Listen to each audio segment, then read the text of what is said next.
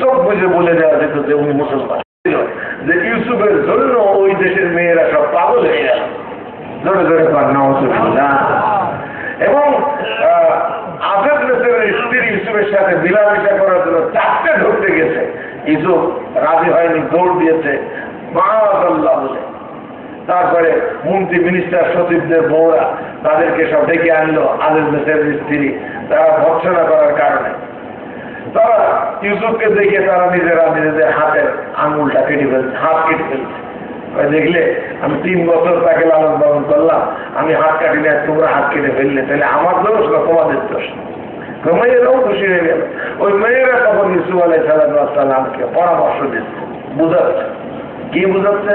ইউসুফ, তোমার এত খাওয়াই দাওয়াই লালন পালন ছিল, 3টা বছর তার বাড়িতে থাকলে তোমার তো একটা কৃতজ্ঞতা রাখা উচিত। কি কৃতজ্ঞতা রাখবে বলতাম তো? কৃতজ্ঞতা তোমার রাখা উচিত, তোমার মানবিকতা থাকা উচিত। ওদের মানবতা দেখেন, তোমাকে একটা মানবতা বোধ থাকা উচিত। সে একটা আগ্রহ পোষণ করেছে, তোমার সে আগ্রহটা পোষণ করা, পালন করা তোমার উচিত। ইউসুফ আলাইহিস সালামের প্রতি তারা ওই রকম বেলিল্লা ল্যাংটা ফ্রি সেক্সেস ছিল। এখন আজকাল আমাদের এই যে ইউরোপিয়ানরা, আমেরিকানরা সেই রকম হয়েছে।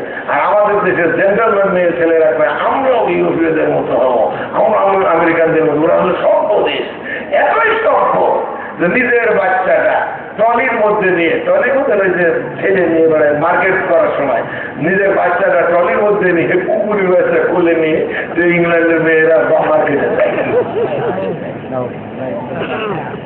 হাসতেন। কত বড় জেন্টালম্যান দেখেন। ইংল্যান্ডে একবার জনমত জরিপ করা হলো, তার অধিকাংশ মেয়েরা বলল আমরা স্বামীর চাইতে কুত্তা নিয়ে রাত্রি যাপন করতে ভালোবাসি। আর আমাদের দেশের মেয়েরা ওই জেন্টালম্যানদের অনুকরণ করতে পারে।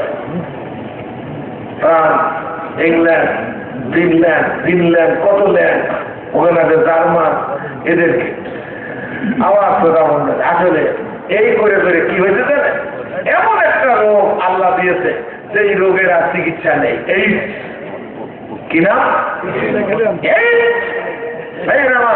আর কোন রোগ ব্যাধি, এই রোগ ব্যাধি ডাক্তাররা সারতে পারে না। ডাক্তাররা এখন ট্রিটমেন্ট দিয়েছে। কি ট্রিটমেন্ট জানেন? 1 নম্বর ট্রিটমেন্ট হলো ধর্মীয় বিধিবিধান অক্ষরে অক্ষরে মানতে হবে, তাহলে এইডস থেকে বাঁচা যেতে পারে। জোরে জোরে বলুন সুবহানাল্লাহ। আওয়াজ করতে একটু মোহাম্মদের সাথে দরুদ পড়েন আল্লাহুম্মা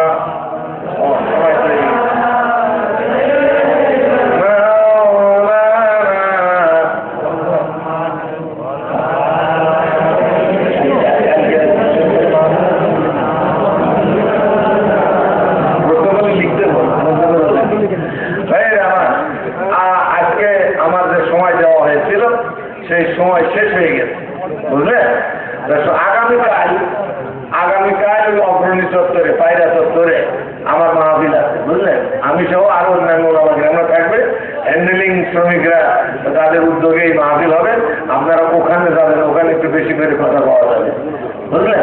আপনাদের সবার দাওয়াত ওই পায়রা চত্বরে হ্যান্ডেলিং শ্রমিকদের ওখানে আগামীকালের জন্য দাওয়াত থাকলো। আজকে টাইম শেষ হয়ে গেছে, আজকে আমার আর কিছু বলার নেই। একটু মোহাম্মদের সাথে দরুদ পড়েন আল্লাহুম্মা সাল্লি আলা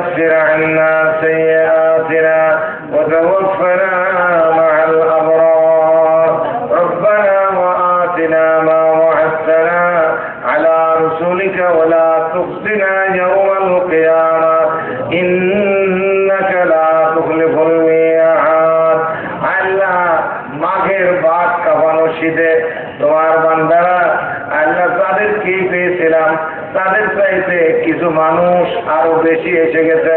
মেহেরবান খোদা দীর্ঘ সময় ধরে তারা কোরআনে কারিমের সূরা বনী ইসরাইলের 23-24 নম্বরের আল্লাহ বক্তব্য তারা শুনেছে খেয়াল দিয়ে ধ্যানমগ্নতার সঙ্গে। আমার মনে হয় আরো কিছু সময় বললে তারা ক্লান্ত হতো না, আল্লাহ তারা শুনে যাইতো।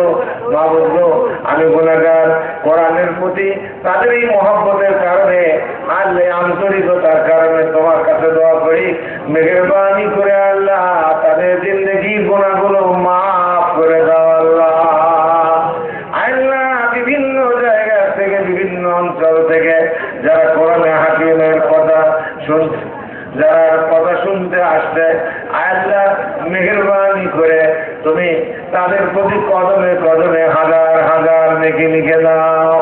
আল্লাহ খুব বাড়ি ফিরে যাবে যখন, আল্লাহ তাদেরকে তুমি ঘরে ওঠার আগে আগে জিন্দেগির গুনাহগুলো মাফ করে দিও মাবুদ।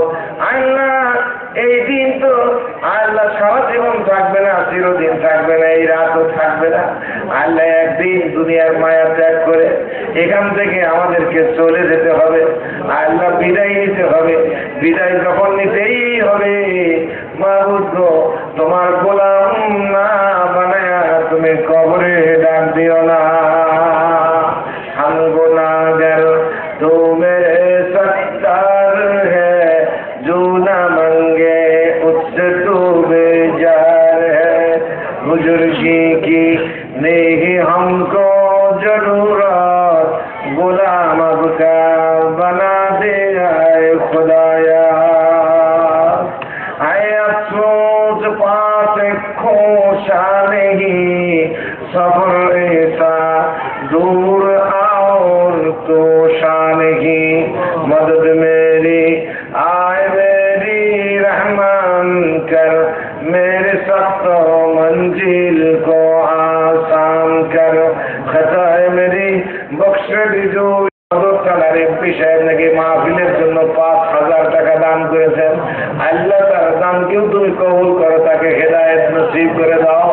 আল্লাহ তোমার দ্বীনের উপরে চলার তৌফিক তুমি নসিব করে দাও। আল্লাহ আল্লাহ আরো যারা সাহায্য করেছে, সহযোগিতা করেছে, সকলের দানকে আল্লাহ তুমি হাজার হাজার গুণ বেশি করে, লক্ষ লক্ষ গুণ বেশি করে ফিরাইয়ে দিও মাহবুব। তুমি কালামে পাকে আল্লাহ আজকে আমাদের দেশে চরম অরাজকতা চলছে, আল্লাহ কঠিন অবস্থা চলছে। আল্লাহ রাস্তাঘাটে যেখানে সেখানে আল্লাহ কত তফসির করেছি, কত বক্তৃতা দিয়েছি। আল্লাহ মনের বড় সাপ ছিল, মনের বড় আশা ছিল, একবার কোরআনের দেশের সিটিজেনশিপ নিয়ে আল্লাহর কবরে যাব, কিন্তু জীবনে চোখে দেখলাম না তোমার কোরআনের রাষ্ট্র জারি হলে কেমন স্বভাবে চলে, কিভাবে শান্তি আসে। আল্লাহ চোখে দেখলাম না তোমার নবীর সুন্নাহ জারি হলে কিভাবে মানুষ সুখে থাকে, শান্তিতে। سبحان ربك رب العزة عما يصفون وسلام على المرسلين والحمد لله رب العالمين وجعل آخر كلمتنا عند الموت لا إله إلا محمد رسول الله. السلام عليكم ورحمة الله. লেটিন ভাষা ছিল ডেমোস অ্যান্ড ক্রাটোস। ডেমোস মানে মানুষ, ক্রাটোস মানে আইন। ইংরেজি তার প্রতিশব্দ ডেমোক্রেসি মানে গণতন্ত্র, বাংলায় বলে। এটা মানে হলো মানুষের তৈরি করা আইন। আর প্রতিনিয়ত গণতন্ত্রের জন্য যারা চেষ্টা চালিয়ে যাচ্ছে, এটা মানুষের বানানো আইন।